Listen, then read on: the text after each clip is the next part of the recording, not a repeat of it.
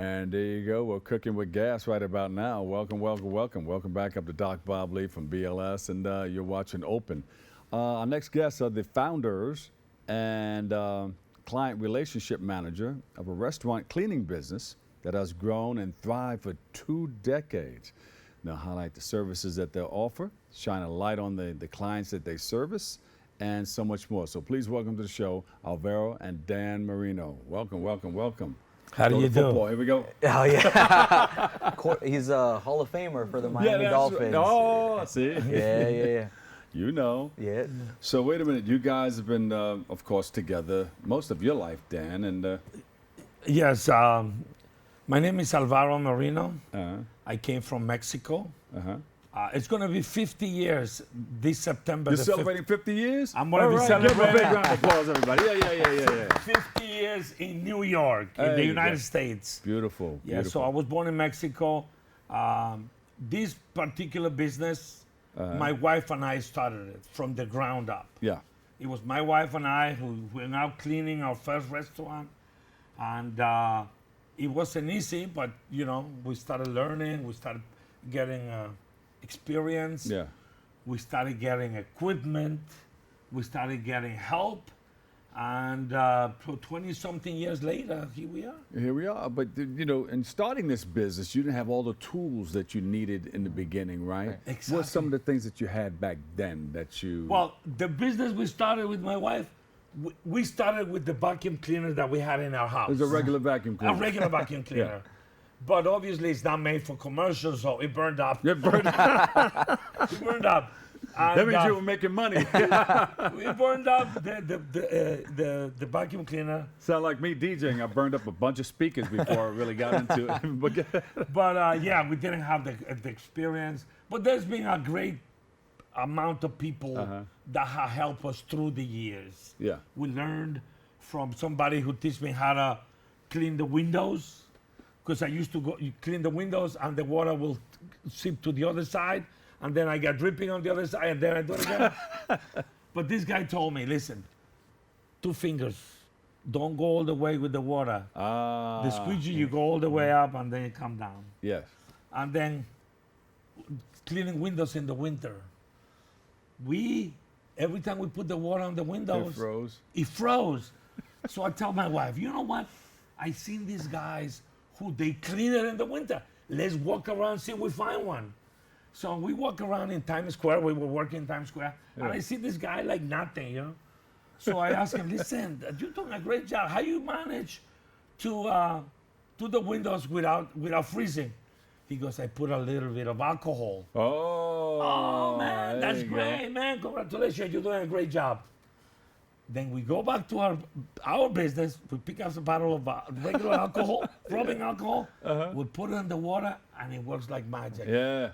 But those are the tricks and the things that we learn, and that's why it's called experienced. Yeah. You Now, know, somebody getting ready to start the business, they know what to do right off the bat. Yeah, You gave them that wonderful information. definitely. So how did you meet up with the Hall of Fame quarterback, Dan Merino? Well, Daniel Merino is my son. So That's how you guys met. he's my son.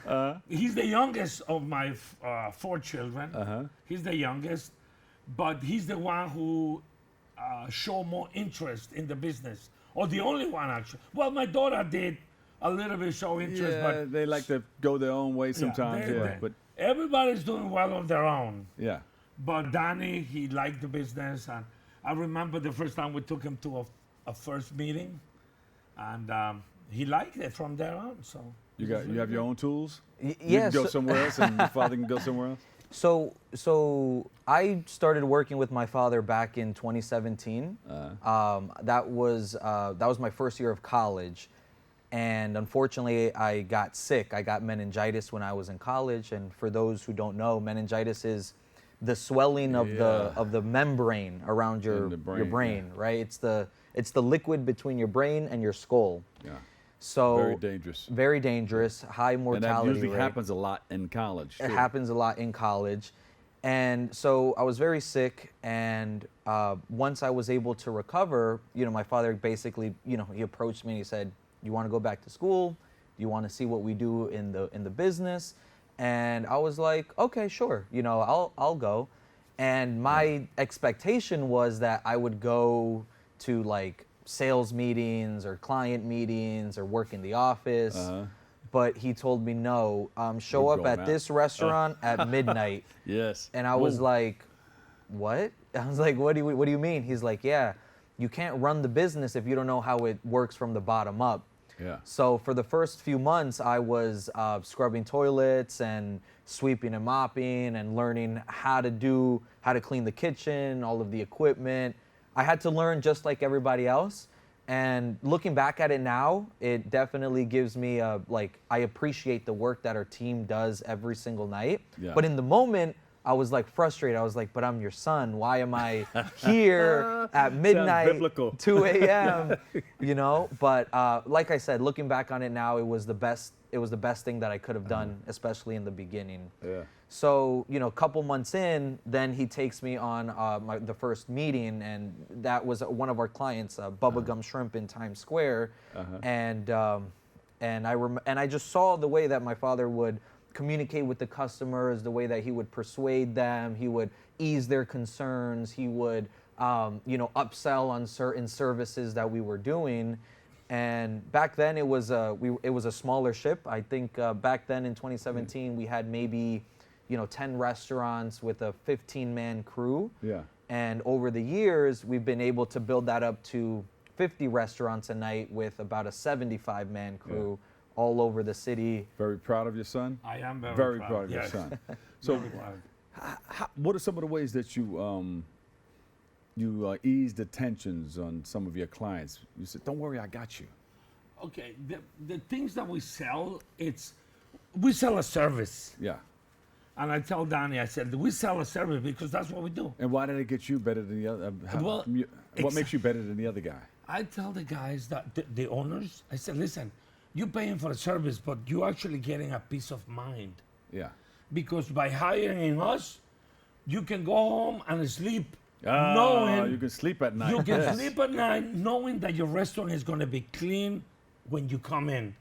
That's important too, because a lot of times they send people around from the city to check on that. To see if you're clean. They'll go under the counter. Oh, yeah. I was sitting in a restaurant one day. Inspections. I was doing a broadcast at one of the restaurants. We were doing the breakfast program on radio, and I saw a guy come in, and everybody just straightened up. Wait, the guy's in here. The guy was underneath the counter. He was looking for everything. He had white gloves on. Yeah. So it's important. You guys are very, very important to come in and make sure everything's okay. Yes. And they got to put a sign on the door. The A, B, C. And we guarantee to the customers that they're going to get an A when they hire us. Make the grade. Give you that A. There you go. It's a peace of mind that we sell the customer. Yeah. Because they said, there was actually one restaurant that says, why are you charging me so much when I can pay a guy $10 an hour back in the days? So you get what you pay for. Exactly, you get what you pay for. I said, obviously, I got to pay the same guy $10 an hour. That's the minimum wage.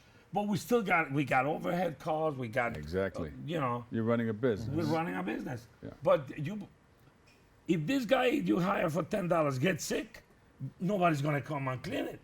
But if one of our guys gets sick, we have 75 people that are ready to cover that guy.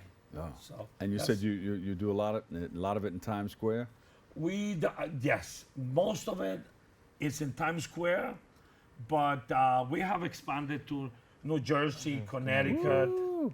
And most recently, we just opened an office in Las Vegas. What? So we're expanding from New York to Las Vegas.